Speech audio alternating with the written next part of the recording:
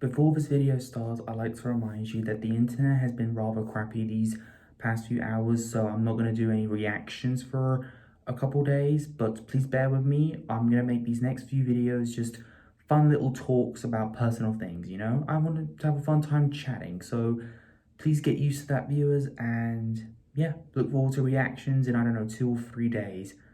So let's get started.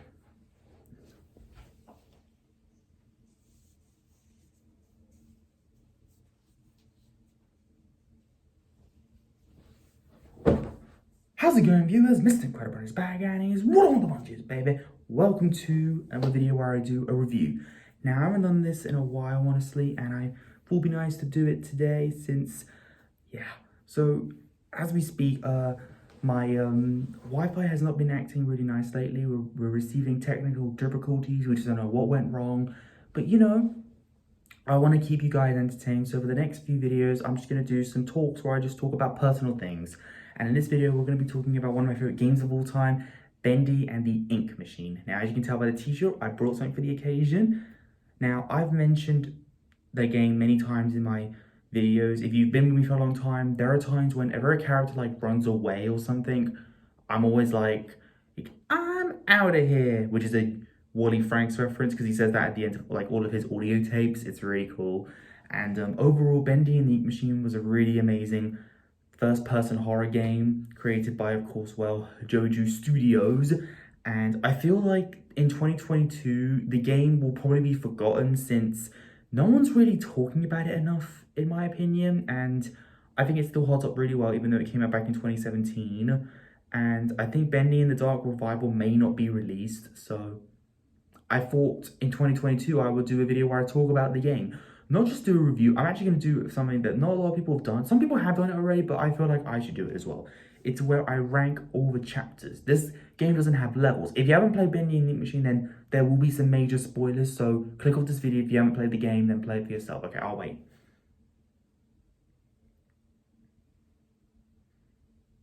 Are you back? Okay, good. So, Bendy and the Ink Machine is a first-person horror game where you play as an ex-employee who used to help write cartoons for his pal Joey Drew, which is known as Henry Stein. And after a bit of a debate thing and getting too stressful and missing his wife Linda, he decides to go back to his casual life. Joey Drew tries to run the studio by himself, and it's pretty tough, producing in many Bendy and the Ink cartoon shorts involving the lovable Bendy and his pal Boris the Wolf, and of course Alice Angel. This was basically like Mickey Mouse, but if it went evil, and Joey Drew is basically like, well, Disney.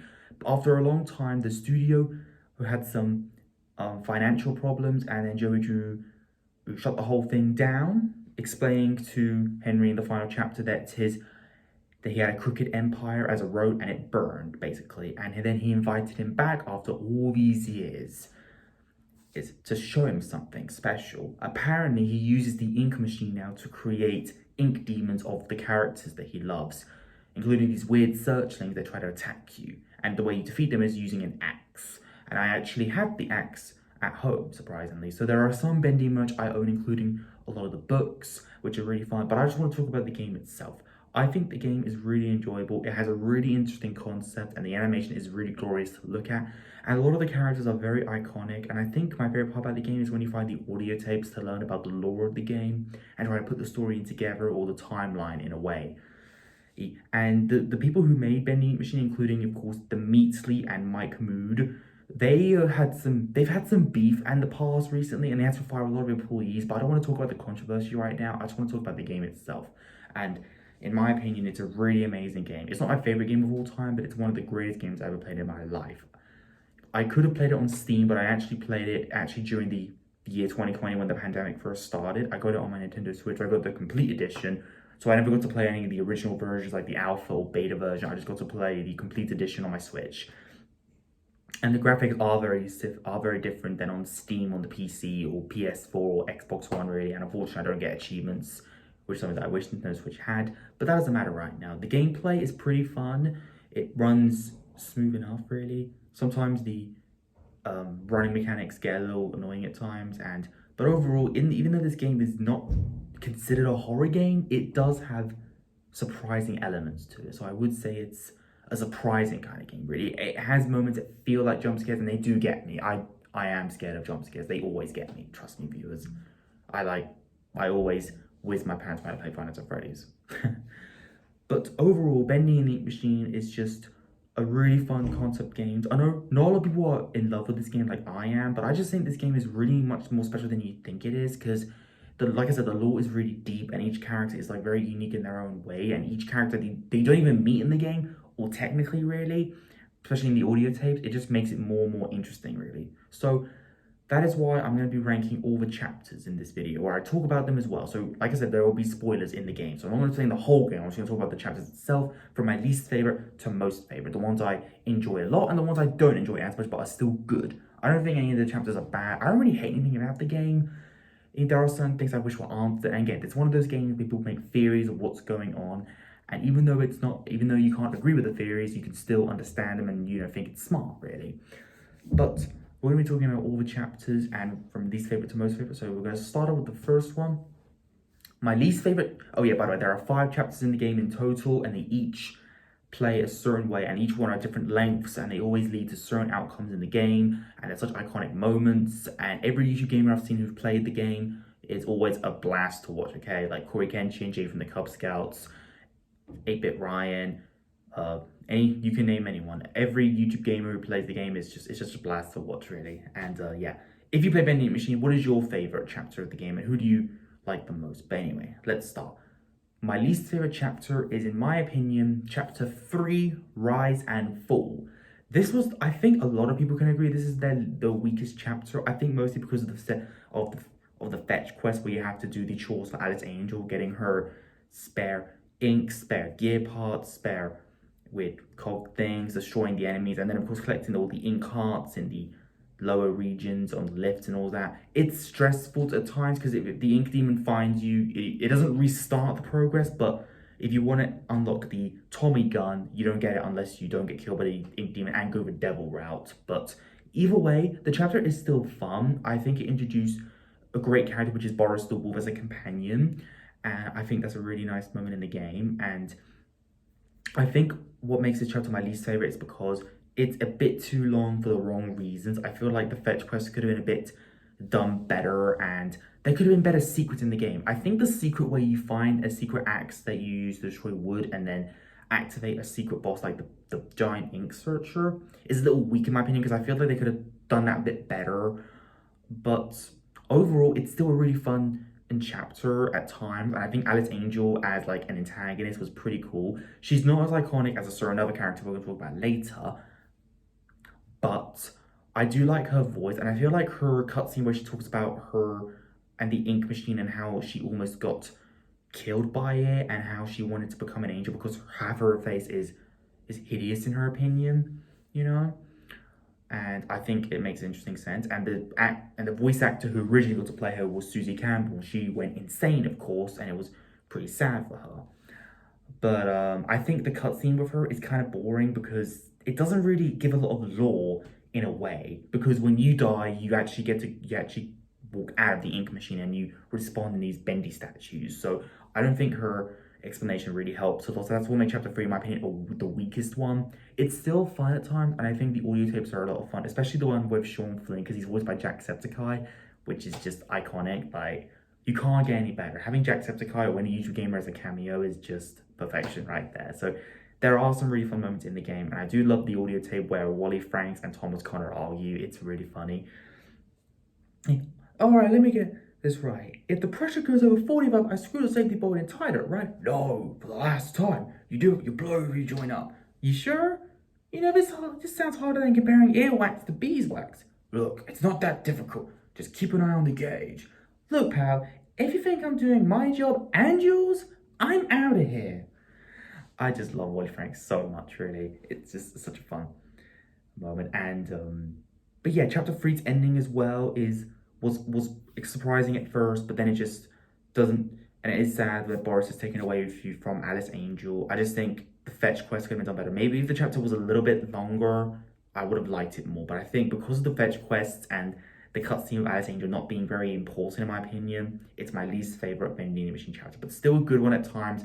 I think the secrets could have been done better as well, really. I do love the secret where you do find the secret audio tape of Henry. That gives a bit of lore, but that's it, really. Not all the audio tapes really explain a lot, in my opinion. Even a bit for Susie Campbell, but that's about it, really. I do like, but there is a cool part where you get to decide between the angel and the devil. Not the devil or the angel route, you know? The ink demon or the Alice angel. You choose, viewers. Which one are you going to choose? For me, I'm team ink demon, since I think Bendy is cooler than Alice angel, in my opinion. That's just me. So yeah, chapter 3 is my least favorite, Rise and Fall. Now we talk about the next one. My fourth favorite chapter is chapter 5, The Last Reel. Chapter 5, in my opinion, is a pretty good ending to the game. I don't think it's amazing, but let me explain why. I really do like this chapter. Chapter 5, The Last Reel, is a great climax of the game. I think the ending was really interesting, but it doesn't answer a lot of questions. Like, when it ends with you defeating the Ink Demon, who is pretty frightening in his like final form, you do get to see Joey Drew for realsies, which is really cool. And then he explains his character in a little bit, you understand. Then it like leads to the beginning, which is interesting. And then the credits play. The credits is really good music, but like there are certain things about it that I find confusing. Like chapter 5 also brings back Sammy Lawrence as a quick little fight, and we see his face. He has no face, but in the credits he has this really horrifying face, like he's from the movie Scream. So I don't know what happened there, but I still think it was a nice little cameo to see Sammy Lawrence return. And we also have the real Alice Angel, who is Alison Pendle, who got to voice Alice Angel instead of Susie Campbell. And we have another Boris who is really tough and mean to you, who's known as Tom because he's actually Thomas Connor. And you can tell he's a mechanic because of the way he does this with the wrench thing, or pipe, I don't know what it's called really. But either way, chapter 5 has some fun moments in it. I think what makes it not amazing is because of two certain moments. One of them is being the fact that you don't get to do the final fight with Alice or Tom, sadly. I thought it'd be cool to do it as a team together. And the part where you fall down really high and then have to get the fix the pipes in the maze region with the Butcher Gang. The Butcher Gang are annoying characters in my opinion, and their encounter in chapter 5 is their worst one because they're in a maze and you can't defeat them, so that's really annoying. At least the Ink Demon can help defeat them, but either way, that's annoying. There's actually an achievement where you have to try and get all the pipes without getting spotted by them. I doubt that's even possible. But either way, chapter 5 had a really nice ending to it. It surprised me and it made me ask a lot of questions still. But overall, it was nice. And I do have some questions like, what was that giant ink can that was trying to sink your boat? Like, that was weird. And I don't like how Tom made you get abandoned by Alice, you know, like I feel like that was a little bit of a weak moment really. But getting the seeing tool thing to look around the walls is really cool. So chapter 5 has some nice elements to it, but overall it has some moments that are just very forgettable in my opinion that could have made it a better chapter. But that's why chapter 5 is a good chapter, just not really that satisfying. The climax also was cool enough, but just not amazing. And now you move on to number 3 on the list, which is when the chapters really start to get amazing. And now number 3 on my list is chapter 1, Moving Pictures. This is where it all started, viewers. Now chapter 1, Moving Pictures, is the first chapter in the game. It may be the shortest chapter, but I think it really left me wanting more. I feel like when I see people play chapter 1 for the first time back in 2017 when the game wasn't fully released and was being made like every few months, I always find it the most interesting. I think it's what got me invested in the game. I was already in love with the art style, the posters of like certain things like Little Devil Darling and stuff like that.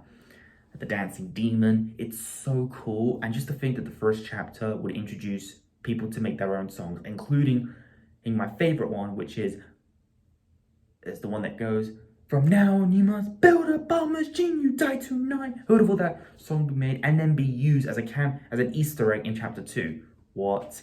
But anyway, chapter 1, Moving Pictures, brings you into the game for the first time. You get the letter by Joey Drew and you know who you are as Henry, and then you start looking around and he says a lot of dialogue, which I think is really interesting. There are only 2 audio takes, but the first one is of course Wally Frank, so that's really cool. And you understand how the gameplay works, and you have to try and get these different objects to put on pedestals to like turn on the ink machine itself. And I think the reveal of the ink machine is always a really iconic moment. Just the way it comes up with these chains attached to it is so cool, and the music that plays is so lovely. I just think that makes it a really awesome chapter. And finding the different objects, since they're always in the same area in the complete edition, but when you play the alpha version, they always change it into random positions. But you need to get a record player, a Bendy plush, an ink fountain thing. They use writing, a wrench or spanner, I think. And then, is there anything else? Oh yeah, there's also the book, The Illusion of Living by Joey Drew. And yeah, also the cog, let's not forget the cog. And overall, because of chapter one's shortness but being so sweet and getting me really invested in the game, makes it a really amazing chapter. If it was longer, maybe I would have loved it more, but I think it's my third favorite without a doubt. And the ending is really cool too. When you're about to run away, when the ending first comes and tries to grab you, that always gets me. I actually jump a little bit when I see that happen. That got me the first time, big time, and falling down in the studio was really scary as well. And then you get to drain the ink and use the axe for the first time. I thought it was a really cool moment. And the ending where you find the little like the devil spawning area where you worship stuff, which obviously was drawn by Sammy, you then get knocked out. And I just think the way it's done is so cool. It makes you want more. So because of chapter one being so short, but yeah, I wanted more, I was really invested, makes it my top 3 favorite chapters. So yeah, chapter one, really amazing start to the game. The start to the Bendy is actually better than the ending, in my opinion. So yeah. But now we move on to my second favorite chapter. And my second favorite, ironically, is chapter 2, The Old Song. Now, the Old Song, chapter 2, I think is most people's favorite chapter of the game. And I honestly don't blame them. But in my opinion, chapter 2 is my second favorite for many reasons. Now, I love this chapter a lot. This was honestly a lot better than the first chapter, which was unexpected. The way this one begins is so amazing. So it starts off from where you were lying down on the ritual area, and then you grab your axe and start breaking stuff. There are so many coffins everywhere, which are actually people you meet in the game. Well, not really, but audio tapes, I mean. And you also get to listen to the audio tape of Sammy Lawrence, and he has got such a great voice. I think the voice of Sammy Lawrence is so great. Sammy Lawrence is an iconic character in my opinion. I think his arc is so intriguing to me, and his voice just gets me so invested in the story more. He appears in the shadows, draining ink from the walls. I see him. Yes. He will be swept into my final loving embrace. But love requires sacrifice. Can I get an amen? I said, can I get an amen? That moment really scared me. Like, I did not expect that. Sammy Lawrence is such a great character in my opinion, and I love him so much. So getting a t-shirt with him saying, he will set us free, it's just incredible. Or Ink-redible. That's right. When I play the game, I call myself Mr. Ink-redible. You like that? Either way, viewers, chapter 2, The Old Song, also has more audio tapes, which makes more interesting lore to the game. And the puzzles in the game, I think it's when the puzzles start to get actually fun. The chapter 3 fetch quests, they are kind of annoying, but in chapter 2, the puzzles are done very well. Finding the instruments right is so much fun in my opinion, and looking for the keys that Wally Frank's lost in a dustbin is random each time, so it's really cool. And playing the organ and that makes groaning noises is really creepy as well. And I really do adore the part where when you activate a draining, you see Sammy up there, but then a bunch of ink surgers come. This is where you meet the ink surger for the first time. And I think because of these guys, it makes you more scared of the game because these things come out of nowhere and you have to destroy them with an axe. It's such a really cool concept, like I said. And then you see Sammy once again as a shadow, and you go down to a different region. In the original version of chapter 2, there wasn't that version. It was just one little wheel to turn. But then in the full version, you get to go down low into the sewers, where you get to meet Jack Fane, the lyricist and the co-partner for Sammy Lawrence. And fun fact, they're actually named after 2 other famous lyricists and composers. Sammy Lawrence is actually based on Sammy Fane, and Jack Fane is based on Jack Lawrence. So it's actually really smart. I like that. But yeah, and also you get to meet one of those big thick ink searches for the first time, and it has your valve, and it has this really cool hat. I love the part where you have to crush the box on him and then take the valve, and you're like, sorry about that. Nice hat though. That's so funny, but yet so casual. Like, who compliments someone's hat when you kill them? It's, I don't know. You committed murder and you're just like, hey, you got a nice hat. But yeah, either way, viewers, chapter 2 is just so much fun, and the part where Sammy knocks you out and gives you that entire speech is such a moment. I love it. Sammy is just such a creepy guy, and I just love his design. He's just so cool and creepy. I just love the way his mouth moves as well, the bendy mask he wears, and just, he's just so cool. So I thought he died in chapter 2, but when he reappears in chapter 5, I love that moment so much. So I think that's the reason I like chapter 5 more than chapter 3, is just because they bring back Sammy Lawrence just for a bit. But yeah, either way, chapter 2 is just where he shines the best. And we also meet the Ink Demon for the first time before the end, and you run away from him. That's also really fun as well and really intense. And the cliffhanger is also my favorite one. Actually, no, it's also got a really cool cliffhanger where you see Boris for the first time walking, and then you're like, what? And then it ends. That's just such a great ending. But my favorite cliffhanger is one from my favorite chapter. So yeah, viewers, if you got this far, you already know what my favorite chapter is. That, of course, is chapter 4, Colossal Wonders. Now, chapter 1 has a really great beginning to the game, and chapter 2 was such an awesome continuation with new characters and well-done puzzles and just such great loads of question stuff, and I really enjoy it. Chapter 3 was enjoyable for times, and I think for story-wise, it didn't really add a lot for me, but it still gave me cool things to notice about and nice little cameo with Jacksepticeye and all that, and fun secrets, but just not enough really fun puzzles. Chapter 5 had a really cool ending for the climax, but it didn't have a lot of fun things that led up to it, but they did have moments that I enjoyed.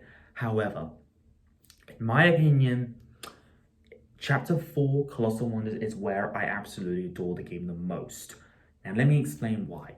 I think Chapter 4 has the best puzzles, and it's used done right. I think if Chapter 3 was like this, it would have made it amazing, but Chapter 4 was done much better than Chapter 3. I think this is where people got hope for it as well. And just by the beginning, where you see the destroyed elevator and you have to find Boris, of course, and the part where you have to find a valve for a door, but then you activate this audio tape and it has these strange noises. And I'm pretty sure it's also, what's his name? Grant Cohen. I'm pretty sure that's the guy who is suffering in that audio tape, who we find in chapter 3 is a secret, who is, guess what, voiced by Will of DA Games, who did the Build Our Machine song. What? Wow. But yeah. And I think chapter 4 is also the scariest one in my opinion. There are much more jump scares, like when you activate a certain book number in the puzzle which are finding books that stick out, it makes the screen change. That really got me. And it still makes me jump a little because I always forget how many books you need to push in for that before that activates. And then you find this really cool machine that makes things from ink, like a mug or a cog or a radio even, or a bone. It's so cool. And yeah, there are just so many crazy jump scares in the game, and you see the ink machine going lower and lower, and Alice Engel talking in the background makes it even more creepy. And you also get to meet the Ink Wanderers for the first time, specifically they're not called the searchers. I forgot. I think they're called the Lost One. That's it. They're called the Lost One. There's actually a book called The Lost Ones as well. They're really cool because they look more humanized, and it's like they didn't want to be. They're like all these ex-employees that Joey Drew did to them. Of course, it's so insane how Joey Drew did that. These poor souls, but Sammy Lawrence supporting was keeping them at bay. And Bendy appears a few times as well. Doesn't actually chase you in the game, but he does jump scare me at least 3 times, I think, and it's really cool. And the Colossal Wonders, the name of the chapter, has also got a really cool title for it, because the theme park, the Bendy theme park created by Bertram Piedmont, is actually called Colossal Wonders. And in that one, you have to complete a bunch of mini games like shooting targets, throwing balls on cans, and playing the hammer game. So you can unlock a door, and there are 4 switches to activate, and they're all done well. The first one is just in a simple room. The second one has the butcher yam, but you have to distract them with bacon soup. Yeah, the bacon soup, that's also something you can collect in the game by eating. I don't know if it's healthy or not, but yeah, the bacon soup you use to get them to run away, and then you get to activate the switch, of course, which is done well. The third one is the roller coaster fight, which is Bertram Piedmont himself, which has got his head in it. I think he was a pretty interesting character as well, and I also enjoyed the fun games as well. I just think it's the most enjoyable chapter, and the fetch quests the puzzle's actually done right because you go back to the beginning done right and you go to different rooms. I just think that one's done better. And but the fourth switch is when the game has my favorite moment in the game. So here's my favorite moment in chapter 3. I should have mentioned this earlier. My favorite chapter 3 moment is actually, yeah, this is something funny actually. My favorite moment in chapter 3, which is my least favorite chapter, appears in my favorite chapter, which is number 4. So let me explain this. In chapter 3, when you go down to get the ink hearts for Alice Angel, you go down to into the depths, and you also find probably the coolest design in the game, the projectionist, who is this ink figure with arms and legs that walks like, and he has a projector for a head, and he can see from a light from a further distance. And when he sees you, he makes this really loud scream, and it's really scary. He's a really, really threatening character in my opinion. I think he and Sammy Lawrence are my favorite of, like, besides the ink demon that chase after you. I just think those two are just got the best designs in my opinion. And we also know who he is. He's also Norman Polk. He was not the best guy actually, and he became creepy honestly, and then became the projection, and then he just wanders around in the dark, and it's creepy. And when you kill him with the Tommy gun or an axe, you get Norman's fate, so it proves that he is, of course, the projectionist himself. And then you get to meet him. So after the maze area where you get all the ink cards in chapter 3, he appears in chapter 4, which I did not expect, in the train yard region. This one was unexpected, and when you activate the final switch, he doesn't chase you, but when you're about to get out of there, he then appears out of nowhere, and then you have to get into the miracle stations to hide, of course. Usually in the past, it makes enemies just walk away, of course, including the ink demon. However, in this case, he looks at you and he's about to open it, but then, out of nowhere, Bendy comes out of nowhere, and the demon himself fights him. That is the best moment in game in my opinion, because I did not expect that. It was so phenomenal. The action was insane. It wasn't like a great anime fight, but it was a bar fight. Bendy shucks him in the face, and then the projection does it to him, and then the ink demon does it again, and then the projection does it again. But when he starts to run up to him, Bendy grabs him, lifts him up, and then tears his head off. The most satisfying moment in the game. I love that so much. I love seeing people's reactions to it because they're so shocked by that. And then Bendy throws the projection's head into your face, and he looks at you in a way to say like, you're welcome, and then just walks away. That moment in the game just proved to me that chapter 4 is my favorite, and it's not even done yet. After you activate the final switch, you get to go in this roller coaster ride, and you meet Boris finally, and he becomes beef. Alice made him evil, and it's so sad that you have to fight him. His fight is pretty cool in my opinion, much cooler than the final Bendy boss fight in my opinion. And after you defeat him, he dies for reals, and you're sad. But then this happens. Alice comes out of nowhere and she's about to get you, but then she gets stabbed. By who? Allison. That's right, Alice Angel, the real good Alice Angel. And that's the best cliffhanger because it ends like that and you're like, what? I need more. So yeah, insane chapter, and definitely my favorite chapter of the game. I know some people might disagree with me on this, but I personally think Bendy Machine is a great game, and I think a lot of you guys should play it right now, and this t-shirt just compliments it for me, and I just adore it so much. And I have actually reacted to only 3 Bendy Machine videos, including the If Bendy Machine Was Realistic by Smash Bits Animation for my 9 subscriber special, and I also did Everything Wrong with Bendy Machine by Charai 5 featuring Swanky Box for my, I think I did it for, was it for 640? I think I did it for 640 subs. So yeah, I've done those videos. You should check those videos out, viewers. But either way, great game. What is your favorite chapter of Bendy Machine, and who's your favorite character as well? Like I said, mine is Wally Franks, but for all the enemies, Sammy is just so iconic. So yeah, great game, and I also loved chatting with you guys. So this was like a little fun video I wanted to do to get out of the way since I have no internet. But I hope you enjoyed it, and I will see you all in the next video. But even if it was a particular video, leave a like on it. Don't forget to subscribe if you're interested. Follow me on Instagram, link down below. And until then, stay positive, keep calm, stay safe, be incredible. As always, Brony on. Peace.